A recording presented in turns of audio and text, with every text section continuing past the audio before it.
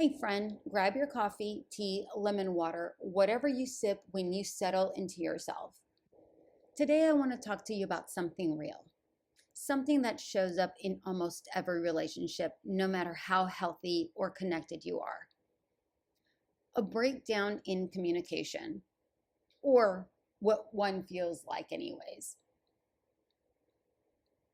And I want to share a moment between my partner and me that reminded me just how complicated and how beautiful communication can be when two humans with whole histories, whole hearts, and whole triggers try to make something work. So my partner and I had this dinner planned, a family dinner, nothing dramatic, nothing heavy. And when I agreed to go, I did agree to go. But I didn't actually look at the date, which honestly was my first mistake. Because the timing landed smack in the middle of 100 things we needed to finish before our trip, the one he planned to celebrate my 50th birthday. So everything felt stacked, layered, and jam-packed, and quite honestly, a freaking lot. And here's the thing about me. And if you're here a while, you'll start understanding that I'm a bit of a hermit. I don't hate going out. I just hate getting ready to go out. It's not the same as when I was in my 20s or 30s where I'd be able to get ready like on a dime. Now? Now I grumble. I pout. I drag my feet. I whisper yell, why the hell did I agree to this? To absolutely no one in particular but myself. But once I'm out the door, I'm fine.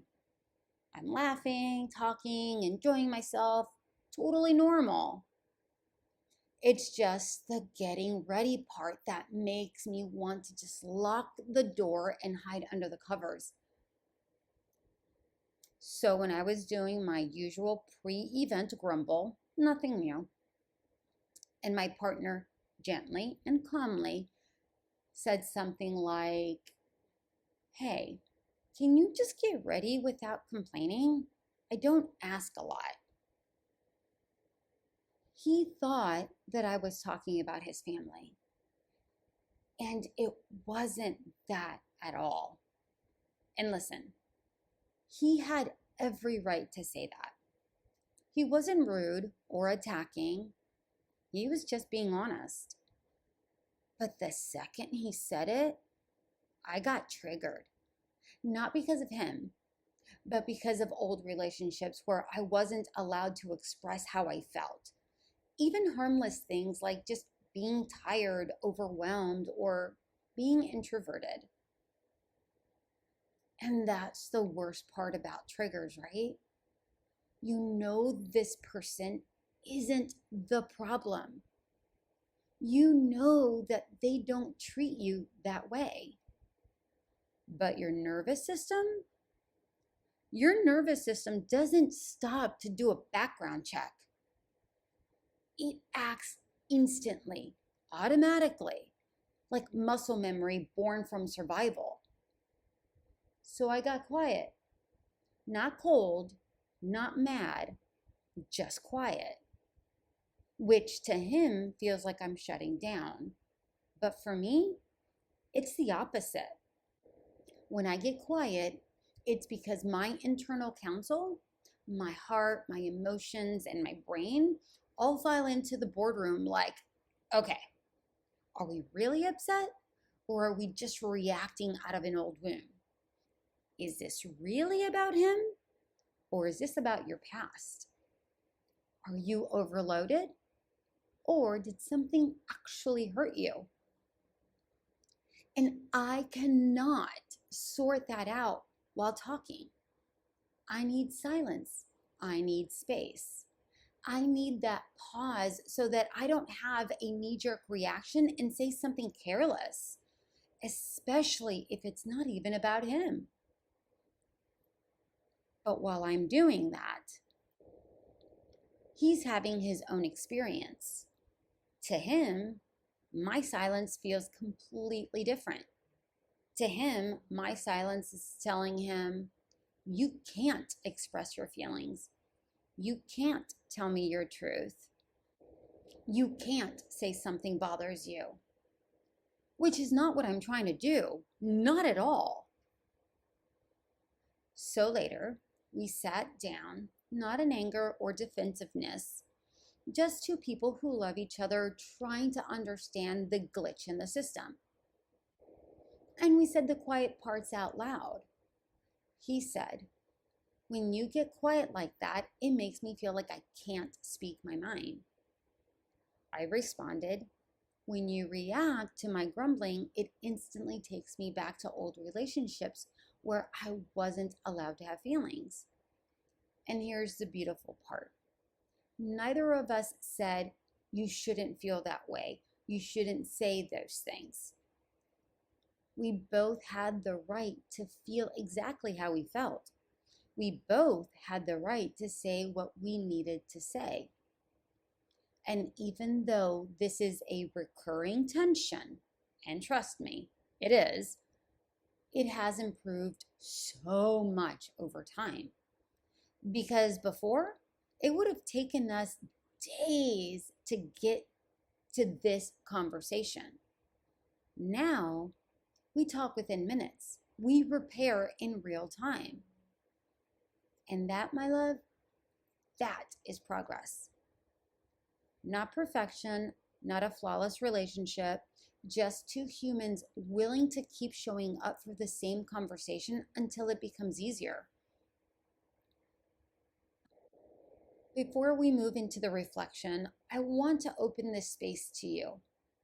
If today's episode stirred something in you, maybe a memory, a frustration, a win, a communication struggle, or even a moment where you recognize yourself, share it. This podcast isn't just my voice. It's our community, our conversation, our shared human experience. So tell me your story in the comments. Tell me where communication gets sticky for you. Tell me where you're growing or unraveling or trying again. Your voice matters here. Your story belongs at this table. So, when people say things like, my partner never listens, we keep having the same argument, this always happens, I want to gently ask, but is there progress? Even small progress? Are the repairs happening sooner? Are you both becoming more self-aware? Are you learning each other's emotional language? Because relationships, especially when you're older, when you've lived and been hurt, are not easy. You don't just date a person. You date their history, their reflexes, their childhood, their wounds. In a good relationship, a healthy one, isn't the one where nothing goes wrong. It's the one where both people leave room for flaws and still choose to learn each other. Where both people improve, even slowly. Where communication is imperfect, but still happening. Where both people say, this moment feels hard, but we're still safe. So if you're in any relationship, partners, siblings, friends, coworkers, and you're navigating tough moments, don't ask yourself, is everything perfect? Rather, is there growth?